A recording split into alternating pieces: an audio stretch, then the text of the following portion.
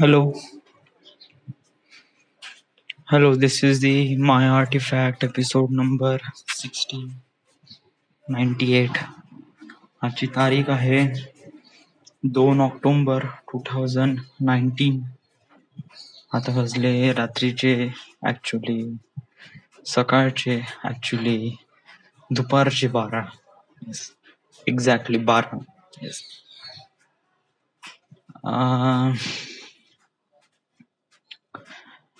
आज काही रिसेंटली मला काही स्वप्न पडून आले. या युजली काल आणि आज.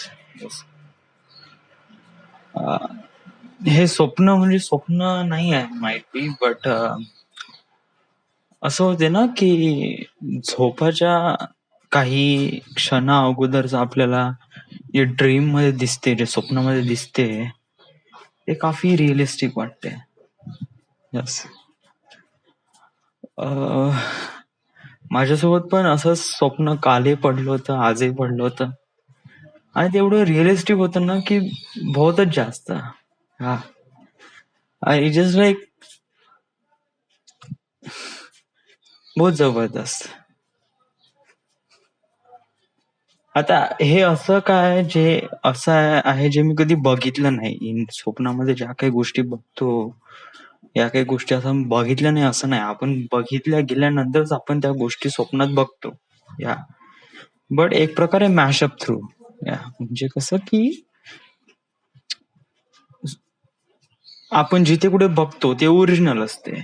या जे आपण स्वप्नामध्ये बघतो ते एक प्रकारे मॅशअप असते खूप साऱ्या गोष्टीचं. तिथे ड्रोन्स असतात, लेझर्स असतात, फायर्स असतात, त्याच्यामध्ये आपली गँग असते, आणि तिथून ते निघण्याचा प्रयत्न करतात.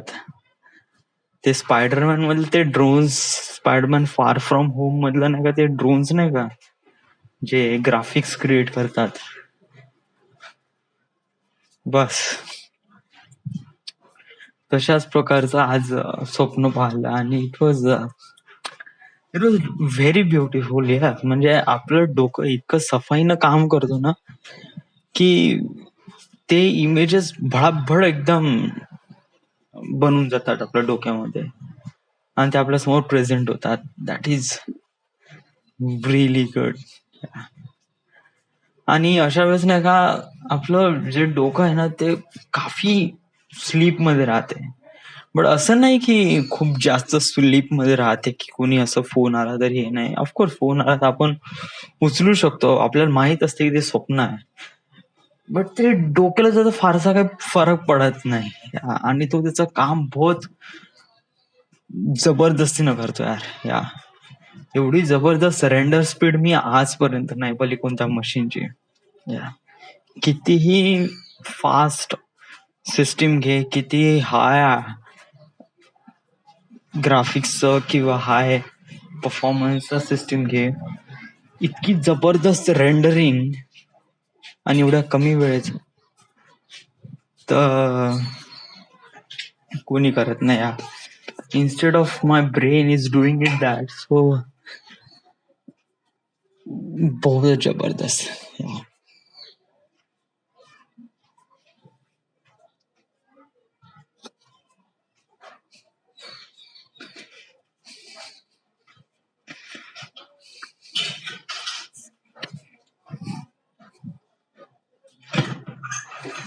नाही, एवढी क्रुशल आणि एवढी ग्राफिक्स रेंडरिंग मी आजपर्यंत नाही पाहिली, आणि एवढ्या कमी वेळेत.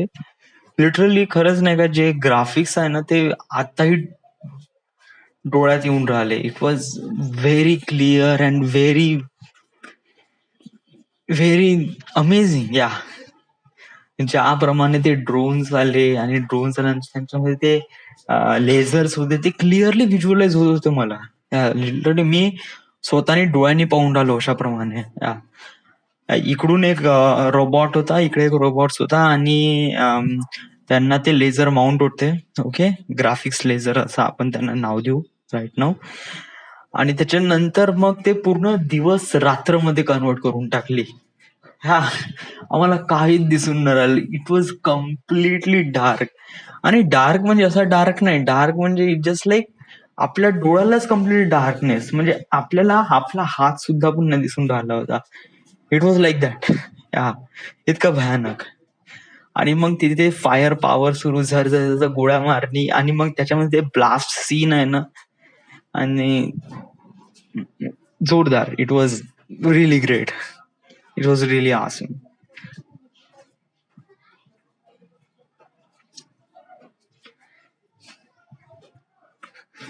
या खरंच. आणि मग कसं मी उठलो काहून आता ऍक्च्युली, की आता मला ते गाडी दुरुस्त करायची होती. या मला गाडीचा खूप मोठा प्रॉब्लेम झाला. खूप मोठा गेम प्रॉब्लेम वगैरे नाही झाला ऍक्च्युली, मी सॉर्ट आउट पण केला. या माझ्या गाडीचं जे पेट्रोलची डिक्की असते ना, तर ती झाली खराब. चाबी फसली तर निघूनच नाही राहिली. काल रात्री मी पेट्रोल भरलं 200चं, आणि काल मी करीब अर्धा पाऊण घंटा त्याच्यात चाबी काढण्यामध्ये, इव्हन चाबी पूर्ण वाकली तर निघून नाही राहिली. मग ते चाबी लावूनच होती. मग मी इथे रूमवर आणली आणि रात्रभर तशीच चाबी लावून होती. आता मग मी 11 वाजता उठलो आणि त्याच्यानंतर मग मी गाडी नेली तिकडे सर्व्हिस सेंटर मध्ये. त्यांनी एखादी नवीन वाला लावतो म्हणलं, ते 800 रुपयाचे होते. आणि म्हणलं समजा फर्जी वगैरे असेल तर लावून द्या म्हणलं. त्यांनी ते 150 रुपयाचं लावून दिलं. काम चलावसाठी ठीक आहे. But important thing is that की आता आपल्या अकाउंट मध्ये पैसे, माझ्या SBI मध्ये 33 रुपये आहे, बँक ऑफ इंडिया मध्ये 69 रुपये. येस.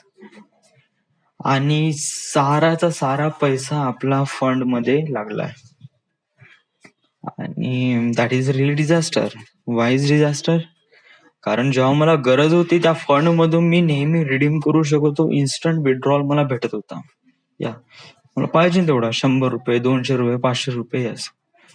बट रिसेंटली गेल्या 1-2 दिवसामध्ये, 3-4 दिवसामध्ये मला एवढा पैसा लागला ना, मी करीब दिवसातून 500, 200, 500, 200, 500, 200 काढून राहिलो.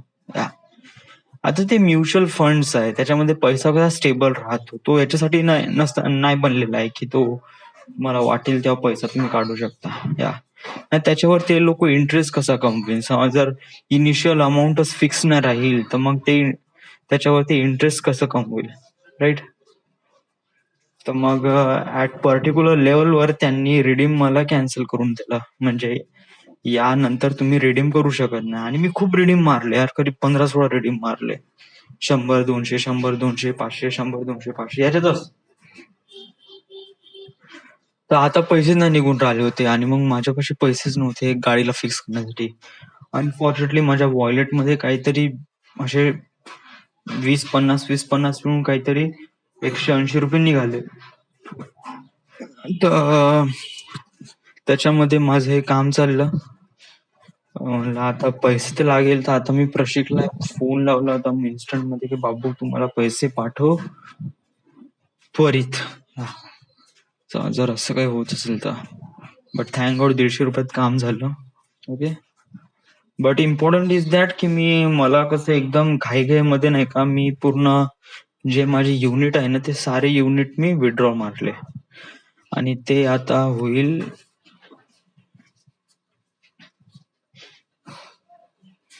ते आता 4 तारखेला सगळे पैसे विड्रॉ होईल, ते ग्रो बॅलन्स मध्ये. आणि ते ग्रो बॅलन्स मधून मग मी त्याच्यापैकी आता काय करतो की आजची तारीख आहे 2 तारीख. ओके. पेमेंट व्हायला करीब 4-5 दिवस लागेल. ओके. तर या 4-5 दिवसामध्ये मी काय करतो की मी माझा पूर्ण पैसा आता ग्रो बॅलन्स मधून नाही काढत. ओके. त्यापैकी 5,000 रुपये ग्रो बॅलन्स मध्ये ठेवतो. ओके. आणि त्याच्यानंतर जो नाही ऍक्च्युली तू आता ग्रो बॅलन्स मध्ये ठेवूच नको. व्हाय? कारण आता पेमेंट येईल. ओके. 14,000 रुपये पेमेंट येईल. पेमेंट आल्यानंतर मग आपण कसं ते 20,000 रुपये त्या फिल्म मेकिंग वाल्याला द्यायचे आहे. ओके. तर मग आपल्यापाशी उरते किती? आता आपल्यापाशी आहे किती? 12,000. आणि त्यानंतर येईल आपल्याला 14,000. 12 दुने 26, 27, 28,000 रुपये येईल. तर 28,000 आपण 20,000 त्याला देऊ आणि 8,000 आपण आपल्या खात्यात ठेवू, ना की ग्रो बॅलन्स मध्ये.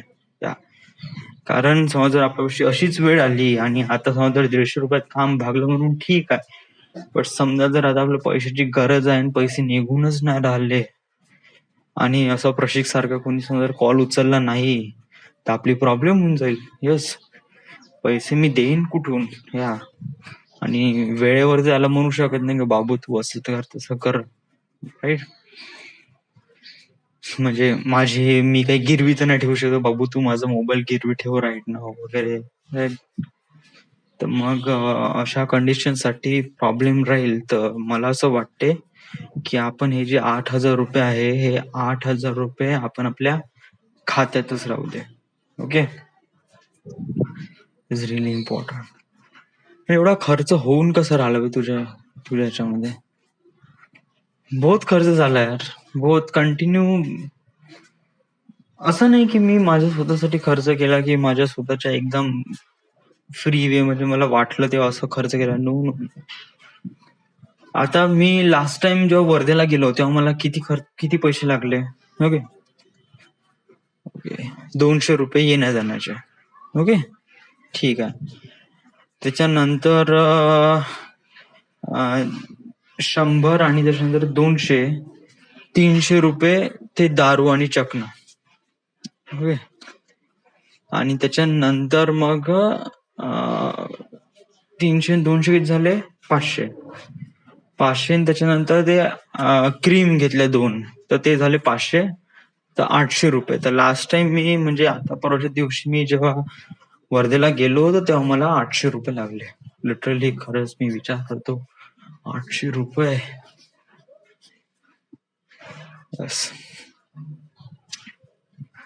आणि त्याच्यानंतर मग काल मी जेव्हा घरी आलो तर मग मला तर फारसा काही खर्च होता नाही. बट आता कसं आहे की मला हे ओलाचे कडून खूपदा कॉल आले या, आणि कसं आहे की लास्ट टाइम मी जेव्हा ओला वापरलो होतो, ओला कॅब्स ते वापरलो होतं, आई जेव्हा बिमार होती आणि आईला इथून आपल्या छत्रपती पासून ते आत्याच्या घरी पोहोचून द्यायचं होतं खापरखेड्याला. तर कॅब बुक केली होती, तर त्याचं बिल आलं होतं 377 रुपये. आता ओलामध्ये नाही का एक हे आहे की how two way you pay the bill, एक तर बाय कॅश और बाय ओला मनी या. तर युजली मी कसं ओला मनी करत होतो, त्यामुळे माझं जे ऑप्शन होतं ते ओला मनीवर सिलेक्टेड होतं या. आता कसं आहे की जेव्हा आम्ही ते हे केलं, कॅब केली, त्याच्यानंतर ड्रायव्हर गेलो वगैरे, तर पैसे आम्ही दिले बाय कॅश या. पण माझ्या ह्याच्यात जे ऑप्शन होतं ते ओला मनी सिलेक्टेड होतं, राईट? आता त्या ड्रायव्हरला पैसे भेटले, तो निघून गेला. तर मग आता काय झालं की त्याच्यानंतर त्या कंपनीवाल्यांना म्हणत आहे की आम्हाला पैसे भेटलेच नाही. तुम्ही ओला मनी सिलेक्ट केलं होतं तर तुम्ही बाय ओला मनीनेच पेमेंट करायला पाहिजे होतं, तुम्ही कॅशने कशाला काय पेमेंट केलं वगैरे वगैरे. आता याच्यात आम्ही काही करू शकत नाही. तो ड्रायव्हर गेला, घेऊन गेला. आता मला त्याच्यासोबत काय बडबड करू, काय करू वगैरे वगैरे. आणि ऍक्च्युली याच्यामधून रिझल्ट तर काही होतच नाही. यस, आपण का करू का शकलो असतो? हा, आपण कल्ला केला असतं, असं केलं असतं, तसं केलं असतं, मी इथे कंप्लेंट करीन, तिथे कंप्लेंट करीन, फालतू टाइम वेस्ट झाला असतं वगैरे वगैरे. म्हणलं आता, आणि आता समज जर आपण पुन्हा वेळ लावला तर हे समज जर पुन्हा पैसे टाकेल, तर बेटर आहे की आता आपण देऊनच दे. तर मग माझे ते 377 रुपये पेमेंट होतं, त्याने 477 रुपये ऑलरेडी डेटवर होतो. आणि समज जर अजून पैसे दिले नसते, हे व्हॅल्यू अजून वाढली असती, तर मग देऊन दिले त्याला पैसे. आणि कामुळे त्याच्यामुळे तू का असा आहे रे? तू फाईट का नाही केलं? तू ऑलरेडी पैसे दिले होते ना त्याला, ओके? त्याच्यानंतर तू पुन्हा पैसे कशाला दिले सांग बरं? समटाइम्स कधी कधी नाही का, मला असं वाटते. हा, आय नो हे एक गलत तरीका आहे की समज जर आपण अगोदर त्या वस्तूचे पैसे दिले त्याच्यानंतरही पुन्हा त्याच वस्तूचे पैसे द्यायचे, तर हे काही फरक, हे काही हे आहे नाही. Okay, I know that it is really wrong. तर तू फाईट का नाही केलं? तू म्हणलं का नाही असं तसं, मी तर ऑलरेडी पैसे दिले होते, मग तुम्ही अशाप्रमाणे का केलं, कसं काऊन वगैरे. वेल कसं आहे की मला नाही का फालतू बोलायला आवडत नाही. या समजा जर खरंच त्याच्यापासून काही ना काहीतरी रिझल्ट आहे तर मग ठीक आहे. नाही तर तू विचार कर. ओके, तू ओला कॅब बुक केली. ओके, तू ड्रायव्हरला पैसे दिले त्याचे 377 रुपये. ओके, त्याच्यानंतर तू पुन्हा पैसे देऊन राहिला 400 रुपये, जे की डबल काय त्याच्या डबल पेक्षा थोडं जास्तच आहे. ओके, आणि हे पैसे देऊन राहिला बिकॉज ऑफ दॅट की याच्यापासून काही चेंज होणार नाही आणि आपल्याला फालतूची बडबड करावी लागेल. ओके, तर मी हे एक एक्झाम्पल घेतो आणि मी दुसरं एक्झाम्पल घेतो. तुला पूर्ण दुनिया चेंज करायची आहे. One world one nation policy बनवायची आहे. आता हे दुनियामध्ये ते एक्झिस्ट करतच नाही. आणि याच्यापासून काही प्रॉफिट होईल का नाही होईल का, खरंच एक्झॅक्टली काही ना काहीतरी होईल का नाही, आपल्याला काही ना काहीतरी रिझल्ट भेटेन का नाही भेटेन हेही नाही माहित. मग तू एवढी मोठी गोष्ट करू शकतो याचा एवढा कॉन्फिडन्स आहे, तर तू हे छोट्यातली छोटी गोष्ट जे पॉसिबल होऊ शकते त्याला तू का नाही हे केलं. तू थोडसा शिवा दिला असता त्या ओलावानीवाल्यांना, त्यांना म्हणलं असतं की मी पैसे ऑलरेडी दिले तरी तुम्ही पैसे का मागताय वगैरे वगैरे. जर तू समज जर या इनिशियल स्टेजवर या छोट्या छोट्या गोष्टीवर समज जर तू इम्प्लिमेंट नाही करू शकत आहे, तर तुला खरंच वाटते की तू त्या स्टेजवर, त्या मोठ्या स्टेजवर, it was one of the highest stage in the world, जेणेकरून तुला असं काही ना काही जे पूर्ण दुनिया चेंज करून टाकेल, त्या स्टेजवर तू अशा प्रमाणे काही ना काहीतरी करू शकतो का? तुझ्यामध्ये खरंच एवढा कॉन्फिडन्स आहे का? मला तर खरंच डाऊट वाटते यार. कारण तू हे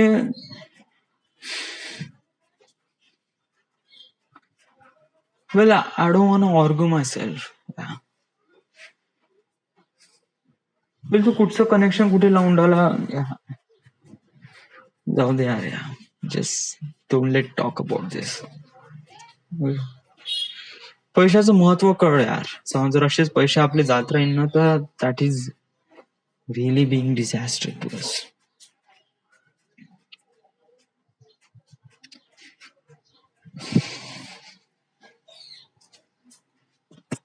This is it. This is the Maya Artifact episode number 1698. Right now we are at Nagpur, Maharashtra. Thank you.